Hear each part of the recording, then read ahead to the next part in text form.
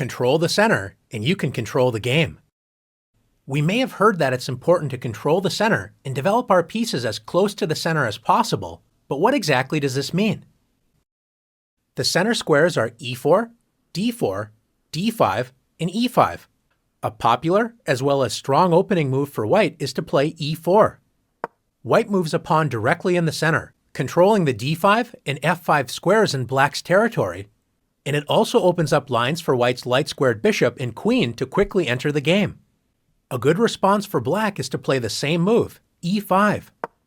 By controlling the center, both sides prevent enemy pawns from entering their territory.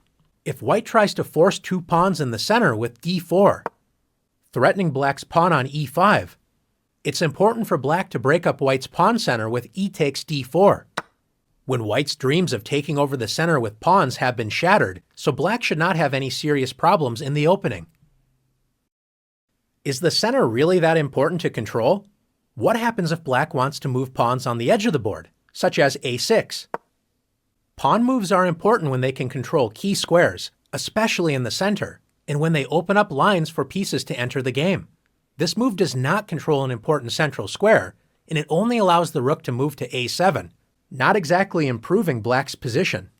Since black does not want to control the important center, don't be shy. Let's take the center for ourselves with d4. White's pawn duo control key squares in black's camp, c5, d5, e5, and f5, making it difficult for black to activate pieces on these squares. If black continues to make meaningless pawn moves such as h6, black has no central control, and besides the pawns, only 4 pieces can move: the knights, which were already able to move at the start of the game, and each rook only has 1 square.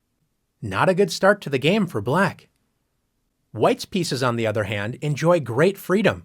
White's queen and 2 bishops enjoy open lines, and white's knights are ready to jump into the game with a move like knight f3. What happens if black wakes up from a deep sleep and decides to start developing pieces toward the center with knight to c6? Pieces need pawns in the center so they are not constantly attacked. Since black does not have a pawn on d5, white can simply march forward with d5, grabbing space and attacking black's knight, forcing it to waste time by moving again. Black should admit the mistake and retreat the knight, but instead decides to move the knight to the edge of the board with knight a5. Most pieces do not like being on the edge of the board, and the knight is especially weak as it only controls 4 squares. Compare this to white's knight on f3. It controls 8 total squares, twice as many squares as black's knight on a5 controls. More importantly, black's knight doesn't have any safe squares, so white can attack this poorly placed piece with b4. If black does nothing, white will simply win a piece. So after knight c4, black's knight has already moved 3 times, and white can now develop a piece and win the knight with bishop takes c4.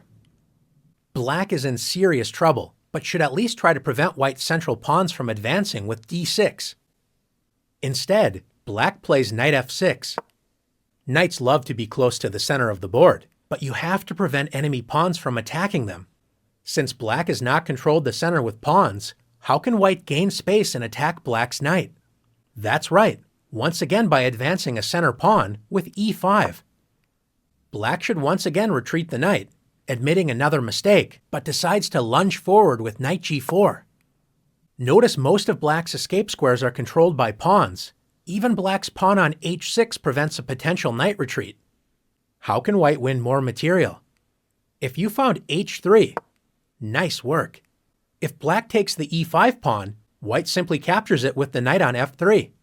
If black plays knight takes f2, at least grabbing a pawn before losing the knight, white should not be afraid to move the king. Let's win material with king takes f2. By controlling the center with pawns and actively developing pieces toward the center, white took advantage of black's careless play and is simply up 2 pieces with an excellent position. Now it's time to practice taking over the center in the challenges.